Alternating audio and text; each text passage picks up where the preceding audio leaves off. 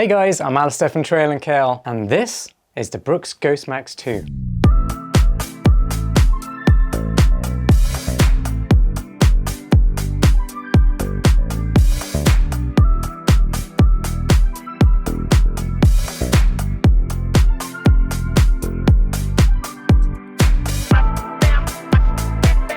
What's the Brooks Ghost Max 2 all about then? Who's it going to be best for? Well, it's very much a highly cushioned daily trainer, so it's ready for anyone who wants to have a super plush, comfortable shoe for those recovery runs, long runs, or just nice, easy daily jogs. Essentially, it makes easy miles, well, easy. Right, let's go over the key specifications and the features that matter. First off, they cost $150. I'll let you know at the end of this review if I believe they're worth that price tag. How do they fit and how do they feel? Well, they fit true to size.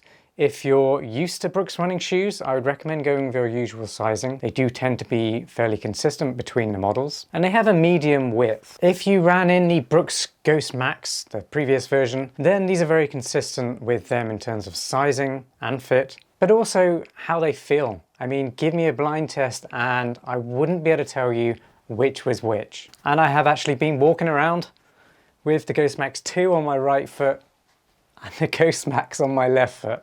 Of course, not out in public, that would be ridiculous. But I just wanted to see how they compared. And for the most part, it is super similar. The upper is using an engineered mesh. Now it is breathable, but not as breathable as the previous version. So not the most breathable for super hot climates or hot runs, but we are coming into the fall. So they're perfect for fall conditions, but also winter and spring as well. I absolutely love how plush and cushioned the shoe is around the collars and the heel counter, and even the tongue is super cushion padded and soft. It just feels dreamlike, like a pillow, like you're stepping on a pillow. It's absolutely fantastic. And that is very similar to the previous version as well. The lacing system is very traditional in how it's designed, but with that, you get a lacing system that works really well. I'm able to cinch up the shoes, get the perfect fit nice and quickly, and that's what I want from a lacing system. The midsole has a pretty high stack. It is super plush, super cushioned, feels very, very similar to the previous version. I can't actually tell the difference, but it is now using a nitrogen-injected DNA Loft version 3. Previous version had DNA Loft version 2. This foam does have better longevity, so it should make it a more durable shoe with longer lasting energy return over time. It's got a good bit of flex and stiffness in there, and that translates to forward propulsion on the run. The outsole has mostly rubber compound on it, which is great to see. It has a 6mm drop from heel to toe. That's exactly the same as the previous version. It is a neutral support running shoe, but it is a very stable shoe too, and a lot of that comes from the wide base or footprint underneath your foot, but also a nice supportive upper, which really does help reduce that lateral roll. So it's a very cushioned shoe, but you also get that stability.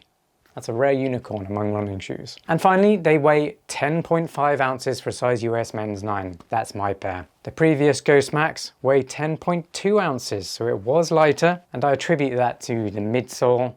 I think this new DNA version 3 foam is slightly heavier, but that means it's a more densely packed foam, giving you better longevity. Pros and cons. If you're enjoying this review, please give the video a like, share it with a friend, and subscribe to this channel for more running shoe reviews and roundups just like this one. Congratulations, you made it to my performance review. How do they actually perform on the run then? Well, really damn good. I absolutely loved the previous Ghost Max.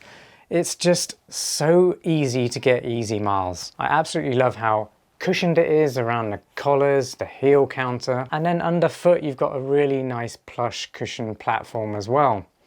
But with that cushioning you don't lose any stability. So it is a really versatile shoe in terms of the type of runner who's actually going to really enjoy this shoe. If you are a heavier runner, you probably have noticed that high cushioned, higher stack height running shoes do provide less stability on the run because your foot kind of sinks in and it wobbles around.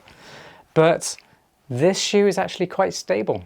It does have that wide platform and you do get the support from a nice firm upper. So for heavier runners out there, this shoe is actually going to work out really well for you. And then for lighter runners, it's also going to work really well too.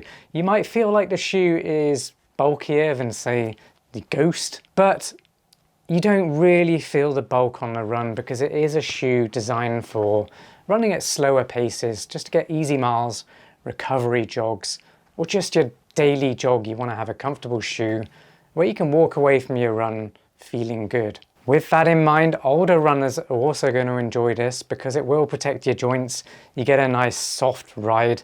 There is a bit of a rocker at the forefoot, not a huge one at the heel, but you will feel this forefoot rocker and that will give you a nice smooth forefoot landing and takeoff. So older runners will enjoy this nice soft cushion midsole too. All these features also translate into making it a really good walking shoe. Now it is a little bit heavier than the previous version, but honestly it's so marginal I don't really feel that affect performance on the run.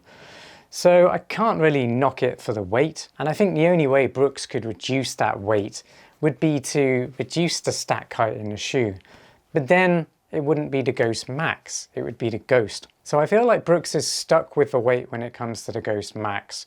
But again, not a huge problem for me. Is it worth $150 then? Yes, absolutely. The previous Ghost Max version was one of my go-to daily trainers of last year. I absolutely loved it for just getting in recovery miles. Anywhere where I needed to just get base mileage in, but I wanted to walk away feeling like I hadn't done a run at all. That's what that running shoe did, and this is more of the same, to be honest. It feels great, feels very similar to that previous version, but I feel like I'm going to get some better longevity out of this midsole. When it comes to best alternatives to the Ghost Max 2, well, you'll just have to visit trailandkale.com, where I've written my best daily trainers roundup. I regularly update that post as and when I review daily trainers that are good enough. Then they make it onto that list and the rankings shuffle a little bit. I'll put a link up there so you can go read that next. Well, thanks for watching this Brooks Ghost Max 2 review. I really hope it helped you decide whether it might be worth a try for you. If you're not sure still, you got some extra questions, just let me know in the comments. Or if you now think it's not for you, but you're still not sure which shoe to buy, let me know your circumstances, what type of running you do, what kind of shoe you need, and I'll get you hooked up with the best running shoes for your circumstances. Thanks again for watching, and I'll see you next time. Peace.